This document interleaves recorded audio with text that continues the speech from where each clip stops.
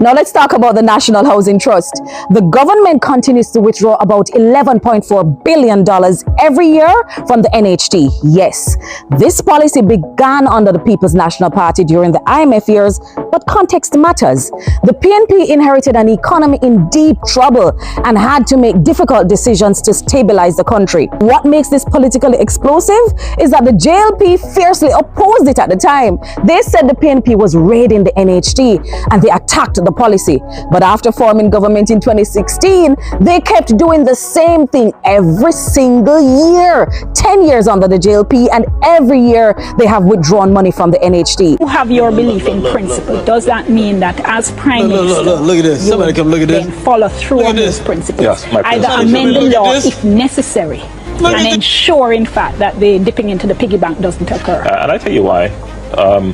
That's a commitment? It stands as a commitment. We will bring down the interest rates on mortgages, but we will use the NHT money to build housing rather than to take it back to go pay the IMF. Your money that you save for house should be available to you to build house, repair your house, improve your house, and buy land. When the PNP did it, the JLP called it robbery. When the JLP does it, they call it policy. And after a hurricane destroyed homes across Jamaica, it makes even less sense to keep pulling money from the housing trust instead of putting it back into housing. Because investing in housing does more than build houses. It creates jobs, construction jobs, trucking jobs, hardware sales, and economic activity across communities. Another major argument raised in the presentation by Julian was about the government blaming the hurricane for the country's fiscal problems. Julian Robinson pointed out that before the hurricane, the government had already securitized future airport revenues, raising more than $130 billion from Sangsters and Norman Manley Airport income. Put simply, it is like asking your boss to pay you years of salary up front because you need the money now. You have to buy a house. You get the money today, but later that income is gone because you already use it. You can't get no pay again next year. That means the pressure was building before the hurricane. Melissa did not create every problem. Melissa simply made the government's problems easier to explain. They are blaming the hurricane for a hole they started digging long before the storm. Now here is the most important part of Julian's presentation. The opposition did not just criticize the budget. We offered alternatives. First, electronic invoicing, a modern tax system where transactions are automatically reported to the tax authority. Julian Robinson estimates this could generate about $8.6 billion through stronger compliance without imposing new taxes. Second, a digital nomad program to attract remote workers to live and work in Jamaica while earning abroad. The estimate is 5,000 participants, generating about $1.5 billion in direct revenue and nearly $20 billion in wider economic activity. Third, ending the annual withdrawal from the NHT and returning that $11.4 billion to housing and reconstruction. So no, the country did not have only two choices: tax people or do nothing. There were alternatives, and that is the point. Finally, Robinson raised a deeper concern about Jamaica's long-term economic growth. According to the government's own projections, after recovery, the economy may settle at around 1% growth.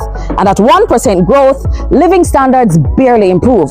So this debate is not just about the budget, it is about the direction of Jamaica. Energy reform, education, skills training, digital services, agro-processing, logistics, creative industries. These are some of the areas that can actually grow the economy and improve the lives of Jamaicans. So where does this leave Jamaica? The government says new taxes are necessary. We say there are better options. What is clear is that Jamaica is recovering from disaster, facing economic pressure, and deciding what kind of economic future we want to build. Because budgets are never just about numbers, they're about people and whose lives those numbers ultimately change. I'm Nikisha Burchell, and this has been The Breakdown. America, is this America? No! What are looking at the uniform? Is this Ethiopia? No! This look to me like Kenya. Is Kenya this? No! Then it's where I go. Them tell me I was going Kenya. Is where this? Jamaica! This is Jamaica? Yes! Where me there? Jamaica! So how would I know that this is Jamaica? How would I know?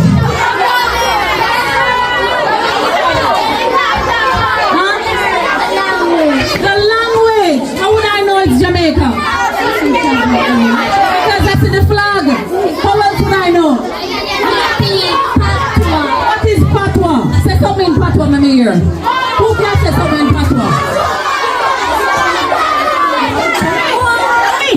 Who can say something else in Patwa? Say something else in Patwa. What about your business? Wagwan. I'm in Jamaica. It's looking lost. How would I know I'm in Jamaica? The dressing, how Jamaicans dress. We dress bossy, though. We dress like what? We dress like hot girl. Alright. How else we know it's Jamaica? We're celebrating Jamaica Day. Because Jamaicans celebrate Jamaica Day. How else I would know I'm in Jamaica? Clothes. How else? Our culture. What do you love about the Jamaican culture? Tell me, what part of the Jamaican culture you love? You love the dance. What else you love? The food. What else you love about our culture? The food. What else you love about the culture? Dancehall music. Our singing, reggae, our language. You have something to tell me, tell me. What is it about the Jamaican culture? Dance. Our color. Our color. I love that one. So that means nobody not going to bleach them skin, don't it? Because you love your Jamaican color, don't it? You are black, beautiful and proud, right? Alright, I have one more question. Because remember I don't know Jamaica, I know. How you spell Jamaica?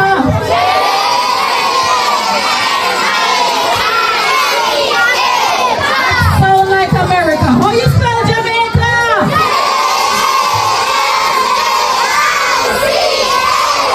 Whoa, to the island boom. Jamaican island boom. Yes, to the island boom. Jamaica island boom. Wanna know that song? Wanna know what is the Dinky Mini? Wanna know what is the Maypole? Wanna know what is Kumina? Wanna know a lady named Nanny of the Maroon? Marcus Mosiah Garvey? Samuel Sharp?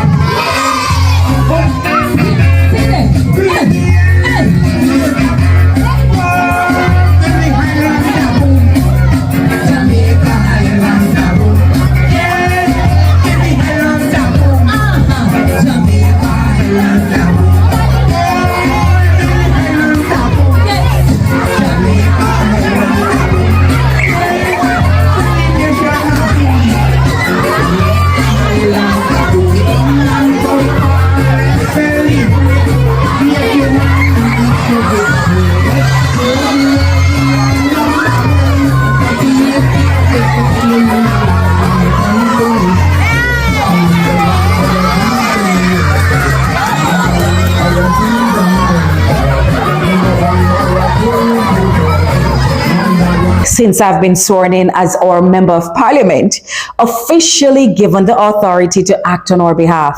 But since then, I've been hard at work. I've been writing letters, making calls, and meeting with the agencies and the departments and ministries that are there to serve us.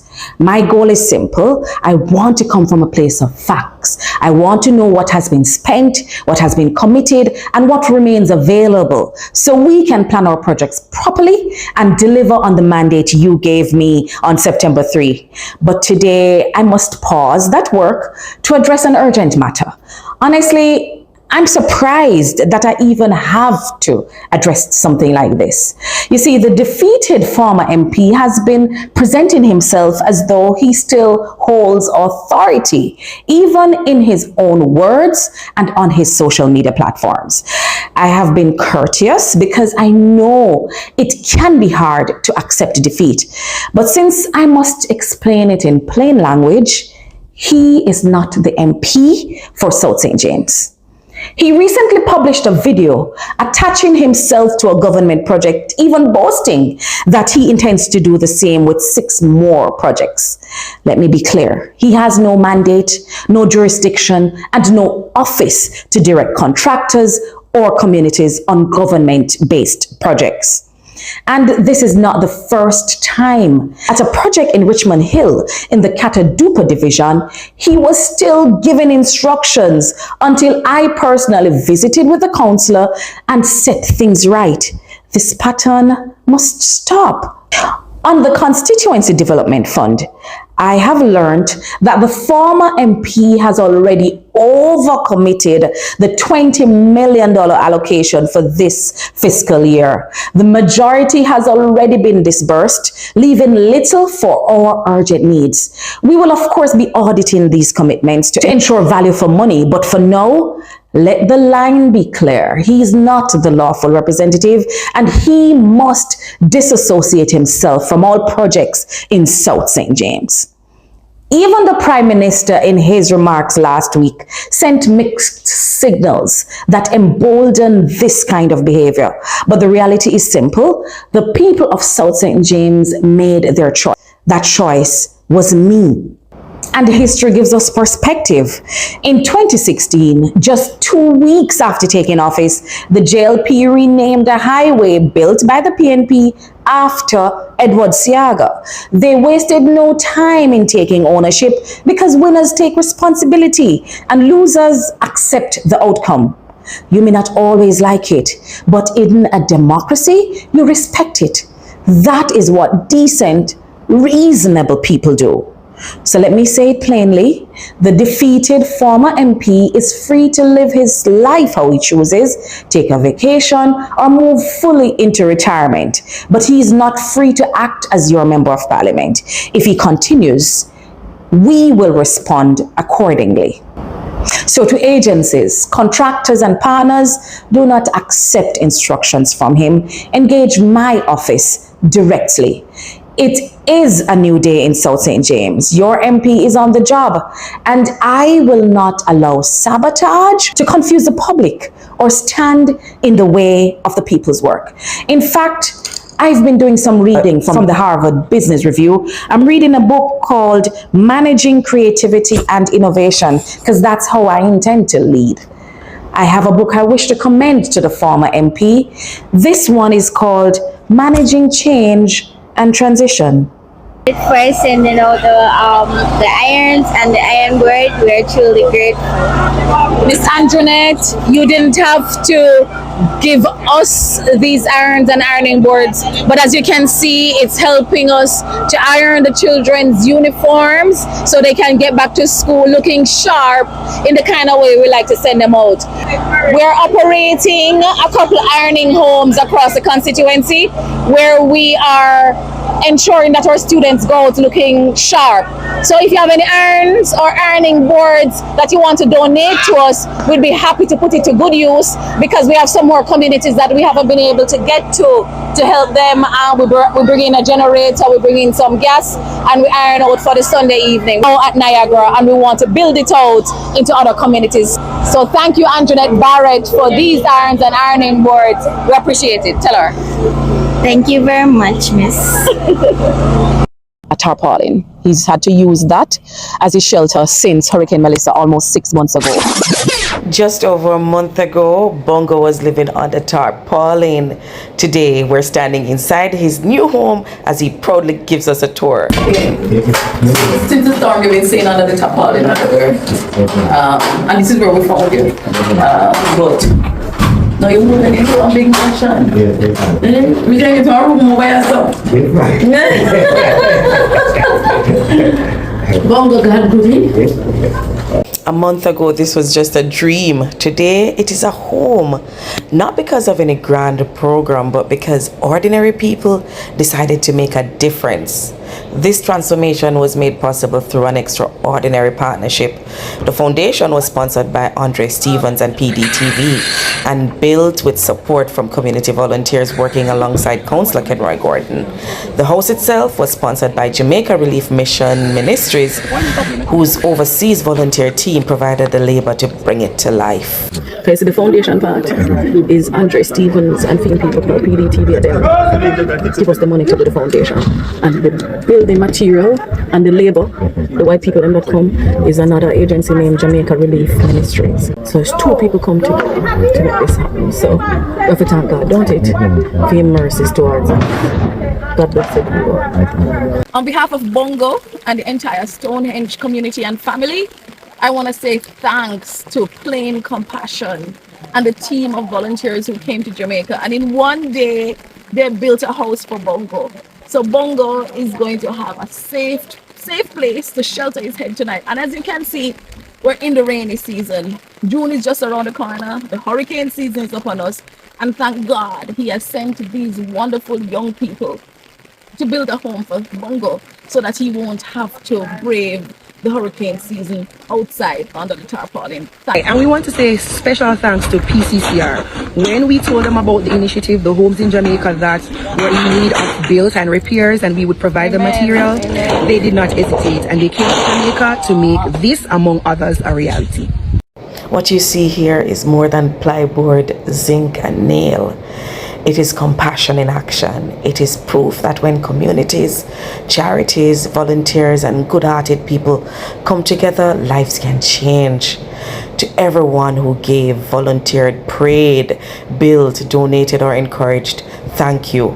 Bongo's story is a reminder that kindness still exists, community still matters, and together we can help restore not just houses, but hope. God bless you.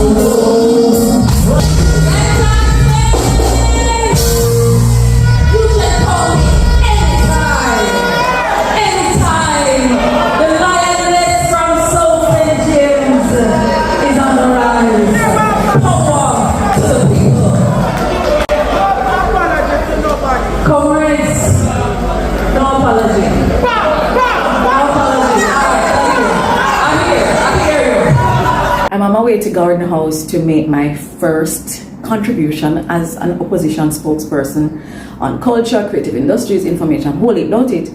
But honestly, I'm feeling, some mixed emotions. I'm excited, I'm humbled, a little nervous. Well, more than a little nervous because this is a huge responsibility. But more than anything, I feel honored I feel honored to have the opportunity to stand in Parliament and to speak on behalf of something so deeply Jamaican. It's our culture, our creativity, our stories, our music, our identity, and the future of how we communicate as a country.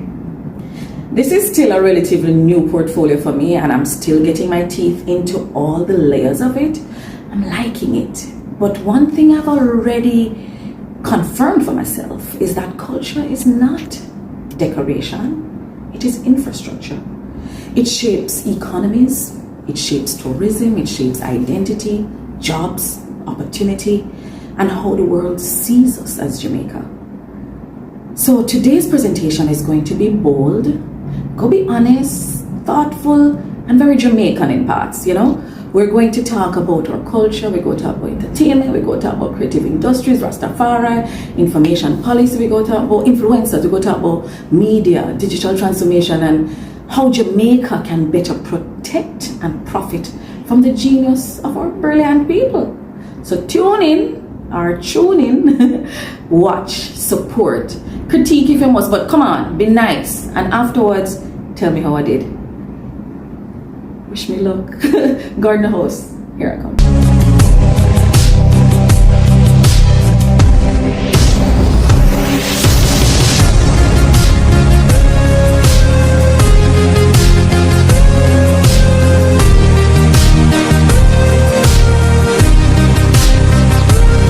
Liberates. On the earwag one in Jamaica? Did you hear that the Governor General just get another 300% increase per film salary? On Liberates out we are knock pan for Andrew Wallace. When last you get an increase per phone salary? When last you get an increase per phone salary? Do you know what is 300% increase per your salary again? Like again? When last you get an increase by the salary? Rhyme Up TV. Lock in Kingston Media Kingpin. Rhyme Up TV. Camera up on the scene. If you really know the streets, we stream it clean. From dancehall shellings to the headline scene. Community vice with a global scheme. Mic check, authority speak. Big bad platform every day a week. Trendsetter style, numbers speak. Kingston City know who unique. Flashlight flick, culture documented. Every big moment get represented. Podcast star, truth cemented. Media giant, fully cemented. Who run the airwaves? Rhyme Up! Who got the food chain? Rhyme Up! If it buzzing in Jamaica non-stop, it the pan Rhyme Up on top, top, top, top. Not just vibes, we run the narrative. Kingston crown, yeah. We are formative. Rhyme Up TV.